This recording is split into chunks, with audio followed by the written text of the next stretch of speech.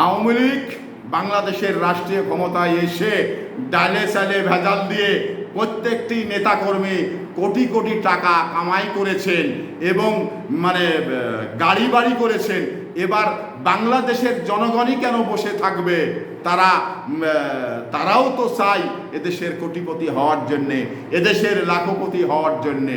তো তারাই বা বসে থাকবে কেন? এই জন্যেই আওয়ামী লীগ যে ডালে চালে ভেজাল দিয়ে লাখ লাখ কোটি কোটি টাকা কামাই করেছে, এটা নিঃসন্দেহে বলাই যায়। এখানে না বলার কিছু নেই, এটা দৃশ্যমান।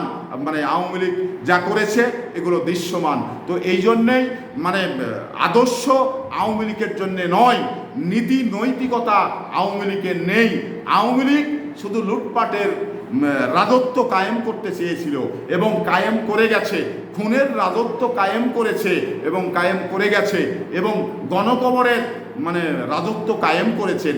এই আওয়ামী লীগ রাষ্ট্রীয় ক্ষমতায় এসে যে সমস্ত খুন খারাপি এবং লুটপাট এবং ডালে চালে ভেজাল দিয়ে কোটি কোটি টাকা, হাজার হাজার কোটি টাকা কামাই করেছে, এ টাকা কিন্তু বাংলাদেশের। তো ওই বাংলাদেশের মানুষের এটা আফসোস হওয়াটাই স্বাভাবিক যে আমরা সাধারণ মানুষ মাথা গোজার ঠাঁই পাচ্ছি না, অথচ মন্ত্রীদের জন্যে শয়ে শয়ে বাড়ি আমেরিকাতে করেছে।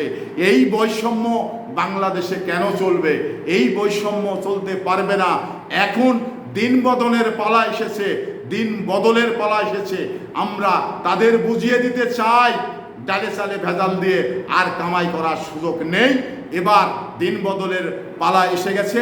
আমরা আওয়ামী লীগকে রিক্ত করে দিয়ে আদায় করে নেব এই বাংলাদেশের মানুষের ন্যায্য অধিকার।